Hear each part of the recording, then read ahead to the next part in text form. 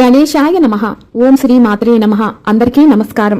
మన సనాతన ధర్మంలో స్త్రీ గాని పురుషుడు గాని పుట్టక ముందు నుంచి పుట్టిన తరువాత మరణించేంత వరకు కూడా కొన్ని సంస్కారాలు తప్పనిసరిగా నిర్వహించాలి అని చెబుతున్నాయి. వాటిని షోడశ సంస్కారాలు అంటారు. అంటే 16 సంస్కారాలు తప్పనిసరి. దాంట్లోనే ఒకటైనటువంటి ముఖ్యమైనటువంటిది అన్నప్రాసన. అన్నప్రాసన విధిని ఎలా నిర్వహించుకోవాలి? మగ శిశువు పుట్టినప్పుడు లేదా ఆడ శిశువు పుట్టినప్పుడు ఏ నెలలో అన్నప్రాసనను నిర్వహించాలి? ముహూర్తం చూడాలా? ఒకవేళ అమావాస్య, గ్రహణం, మూఢమి ఉన్నప్పుడు అన్నప్రాసనను నిర్వహించుకోవచ్చా? అసలు అన్నప్రాసన అంటే ఏమిటి? అన్నప్రాసనలో ఏ వేడుకలను నిర్వహిస్తారు అన్న పూర్తి విషయాలు ఈ వీడియోలో తెలుసుకుందాం. మొదటిసారి ఛానల్ ని చూసేవాళ్ళు మా ఛానల్ ని సబ్స్క్రైబ్ చేసి పక్కనే ఉన్న బెల్ ఐకాన్ ని ప్రెస్ చేయండి. దీనివల్ల మీకు రానున్న ఆధ్యాత్మిక వీడియోస్ అన్ని కూడా నోటిఫికేషన్ ద్వారా మీకు అందుతాయి. అలాగే మీరు ఎటువంటి వీడియోని మిస్ కాకుండా చూడగలరు. మా వీడియోస్ మీకు నచ్చినట్లయితే లైక్ చేయండి, షేర్ చేయండి. అన్నప్రాసనలో అన్న అంటే అన్నము, అసనము అంటే తినిపించుట, ప్రాసనము అంటే ప్రప్రథమమైనది విశేషమైన అన్న పదార్థాన్ని తినిపించుట అని అర్థము. అన్నప్రాసన అంటే పుట్టిన శిశువుకు మొదటిసారి అన్నము తినిపించే కార్యక్రమం.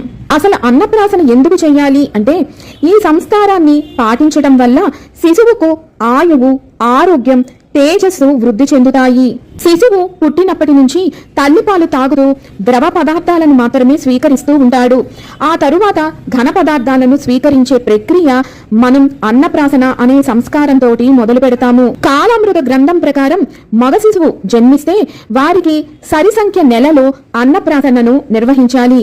అంటే 6వ నెల, 8వ నెల, 10వ నెల ఇలాగా. అదే ఆడ శిశువు జన్మిస్తే బేస సంఖ్య నెలలో అన్నప్రాసనను నిర్వహించాలి. అంటే 5వ నెల, 7వ నెల, 9, 11 నెలలలో చేయాల్సి ఉంటుంది. అన్నప్రాసన నిర్వహించేటప్పుడు తప్పనిసరిగా ముహూర్తం చూసుకోవాలా అంటే తప్పనిసరిగా చూసుకోవాలి అనే శాస్త్రాలు చెప్తున్నాయి. తొలిసారి అన్నం తింటున్న శిశువులకు జాతక చక్రం ఆధారంగా పండితుల దగ్గరకు వెళ్లి వారికి జాతకాన్ని చూపించి శుభముహూర్తాన్ని తెలియజేయమని అడగాలి. వారు నిర్ణయించినటువంటి శుభముహూర్తాన అన్నప్రాసన చేయడం బిడ్డకు శ్రేయస్సు, యశస్సు కలుగుతాయి. ఒకవేళ మీరు ఏదైనా కారణం చేత విదేశాల్లో ఉన్నా, ఎక్కడైనా మీకు పండితులు లభ్యం కాకపోయినా మీరు మీ దగ్గర ఉన్నటువంటి క్యాలెండర్ లేదా పంచాంగాన్ని చూసుకొని మీరు అన్నప్రాసనను నేను చెప్పబోయే రోజులలో మీరు నిర్వహించుకోవచ్చు.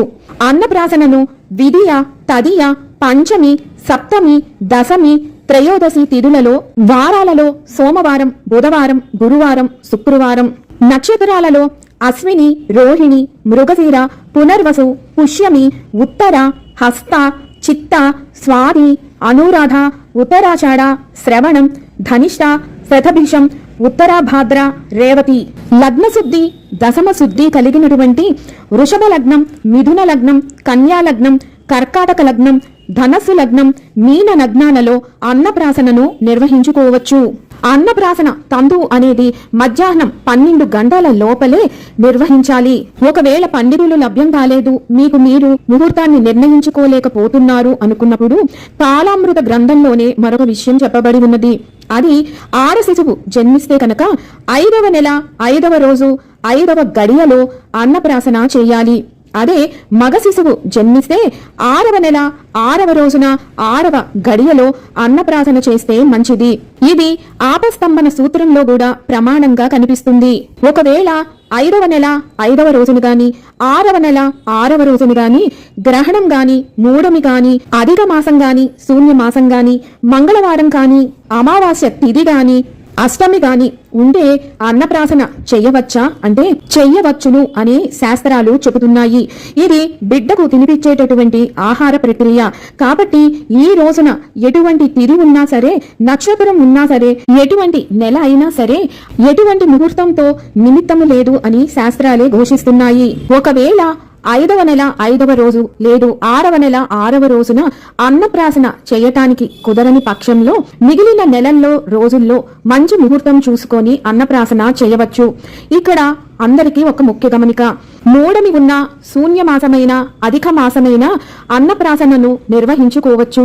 ఎందుకు అంటే ఈ అన్నప్రాసన అనేది బిడ్డకు ఘన పదార్థాన్ని తినిపించి వారి ఎదుగుదలకు జీర్ణక్రియ ప్రక్రియ వృద్ధి చెందటానికి ఉపయుక్తమవుతుంది.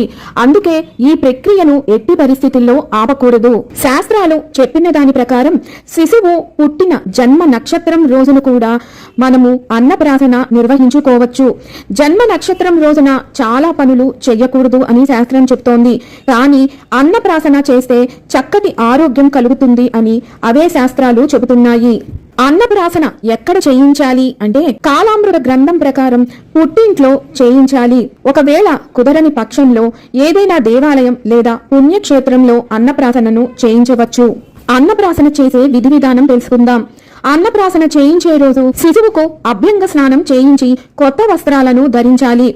ఎవరైతే అన్నప్రాసన చేస్తున్నారో వారు పీటల మీద తూర్పు ముఖంగా కూర్చొని ముందుగా గణపతి పూజ, పుణ్యావచనం, తరువాత కులదైవ పూజ, పార్వతీ పరమేశ్వరుల పూజ, అష్టదిక్పాలకుల పూజ, భూదేవి పూజ ఇలా శాస్త్రోక్తంగా నిర్వహించుకోవాలి. శాస్త్రాలు పురాణ గ్రంథాలలో చెప్పినది ఏమిటి అంటే తేనె, నెయ్యి, పాలు, పెరుగు వీటిని విడివిడిగా గాని చక్కగా మెత్తగా ఉడికించిన అన్నంలో కలిపి గాని శిశువుకు ప్రాసన చేయాలి.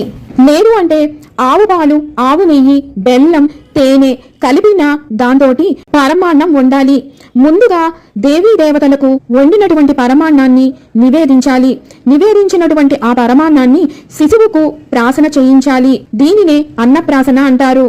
వెండి గిన్నెలో గాని పళ్లల్లో గాని పెట్టి బంగారపు ఉంగరంతో బొటన వేలు మీదుగా నోటిలోకి 3 సార్లు మంత్రపూర్వకంగా తినిపించాలి. 4వసారి చేతితో తినిపించాలి.